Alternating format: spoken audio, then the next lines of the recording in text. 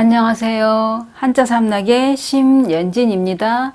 한자 삼락에 오신 여러분 환영합니다. 오늘은 화요일, 그리고 벌써 6월의 중순이면서 이제 벌써 중간으로 이제 가고 있어요.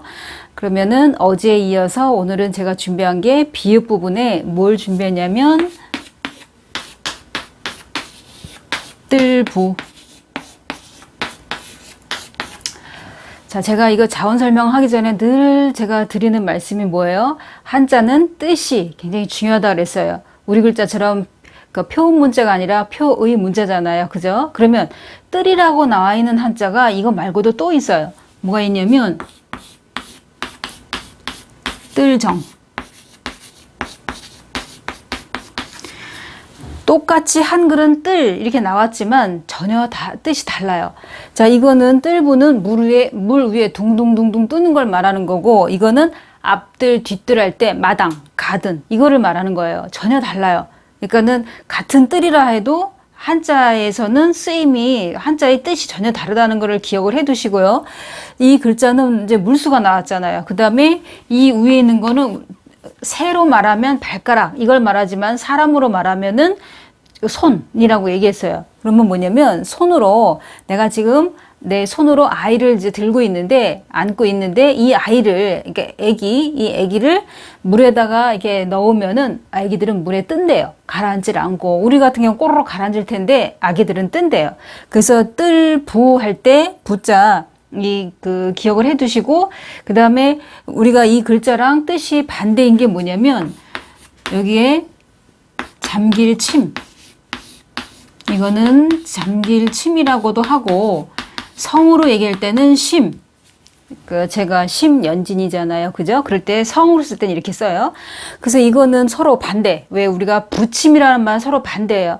그러니까 뭐냐면, 만약에 제가 사업을 하는데 막 성공 잘 됐다가 또 어느 날은 예를 들어서 이게 사업이 잘 안 되고 막 이러게 되고, 또 다시 막 일어나서 가까스로 어떻게 또 다시 성공하고 그러면은 저 사람은 사업하는 데 있어서 부침이 참 컸어 이러면은 잘 될 때도 있고 안 될 때도 있고, 이제 이렇게 말할 때도 이제 이 말을 쓰죠. 부침이랑 서로 반이어요.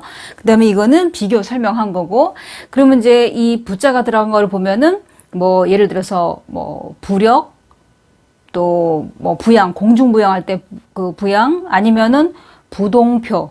왜 이번에도 이제 그 지방선거 할 때 부동표. 그러니까 아직까지 막 둥둥 떠다니 어디로 흘러갈지 몰라. 이쪽으로 갈까 저쪽으로 갈까. 이제 이럴 때 그 부동표라는 얘기할 때도 이걸 쓰고, 그 다음에 사찰 이름 중에 부석사도 이 글자를 써요. 이제 기억해 두시고요. 그 다음에 그 시옷으로 넘어갈게요. 시옷은 제가 준비한 게 빗길사.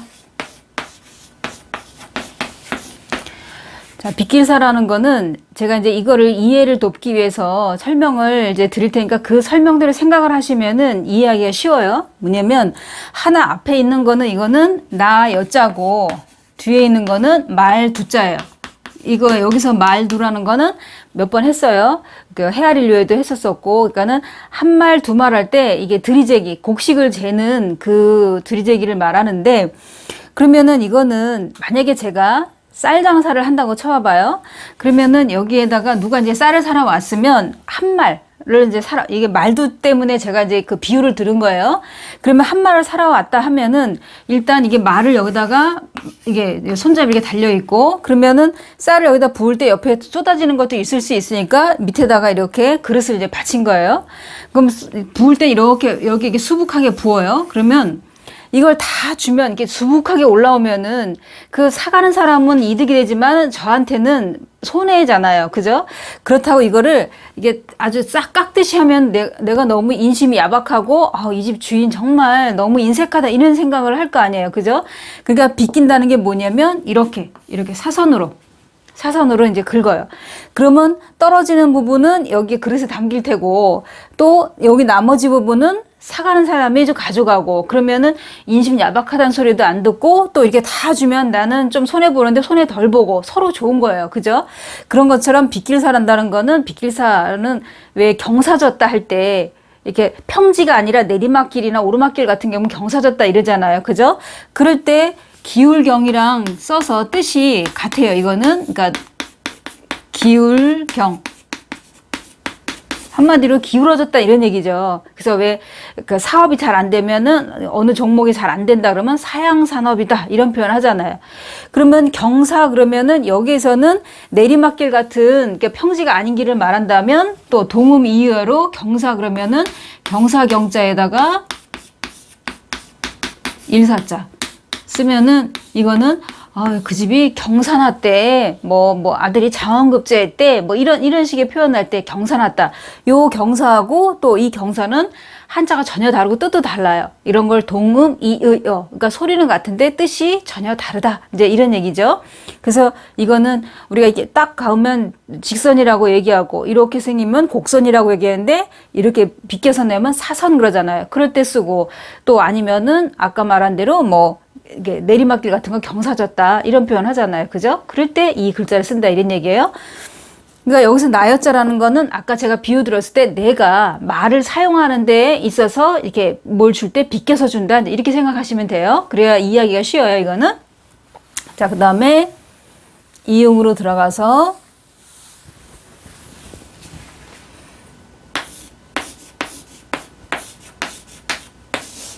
이거는 극할유.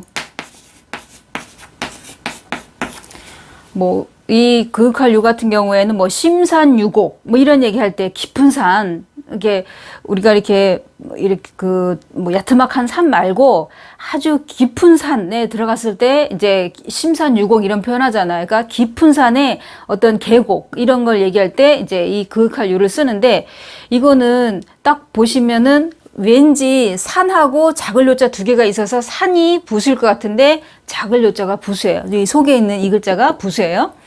근데 이제 이거는 상식적으로 제가 옛날에 이제 급수시험 이런 거 봤을 때 뭐가 나왔냐면은 여기에다가 집택자를 쓴 거예요. 이렇게 집택. 그러면서 뭐라고 얘기하냐면 그러니까 유택이잖아 읽으면은 이 뜻이 뭐냐고 이게 시험에 나왔었어요. 그 유택이라고 하면은 뭐냐면 무덤을 말하는 거야. 우리가 왜 산소를 쓰면 옛날에는 지금은 화장을 많이 하지만 옛날에는 산소를 썼잖아요. 그죠? 그러면 산소라는 거는 이게 집에서 가까운 데보다는 약간 이게 중턱 이런 데다가 쓰잖아요. 또 멀리다 쓰는 사람들도 있고. 그러니까 그런 걸 봤었을 때 이게 유택 그러면은 그냥 요거는 집택자 나왔으니까 그냥 보통 사는 집이 아니라 이거는 무덤을 말한다는 거. 를 하나 상식적으로 이제 기억을 해 두시면 돼요. 그래서 여기에서는 부수가 요 작을요. 그러니까 뭐냐면 그윽하다는 건 뭐냐면 산속. 제가 산속에 들어왔는데 만약에 저보다 훨씬 앞선 사람이 저 앞에 가요. 그러면은 까마득해 보이는 거예요. 작게 보인다 이거예요. 그러니까 다른 것도 마찬가지로 우리도 왜 그림에 보면 원근법이라 그래갖고 예를 들어 이게 도로를 만든다면 제가 여기서 이제 기준을 한다면은 저 멀리는 길이 좁아 보이고 나무도 앞에 있는 거는 크고 뒤에 있는 건 점점 이렇게 작아 보이잖아요. 그죠? 그런 것처럼 이 산 깊숙이 저 멀리 있는 거는 작게 보이는 거예요. 왜? 아까 심산유곡처럼 깊은 산이다 보니까 멀리 있는 게 작게 보이는 거예요. 그럴 때 극할유 이거를 쓴다 이런 얘기예요. 그러면은 오늘 배운 거를 이제 정리를 해보면 좀 전에 이제 빗길사를 했었고 여기는 빗길사 그 다음에 비읍 부분에는 뜰부 오늘 배운 세자 여기까지고요. 여기서 이제 아까 얘기한 것처럼 동음이어나 반이어 이런 거는 이제 공부하시면서 너무 이제 공부할 양이 많다 그러면은 다음에 또 한번 복습하시면은 이제 머릿속에 들어올 거예요. 지금까지 한자 삼락의 심연진이었습니다. 마치겠습니다. 안녕히 계세요.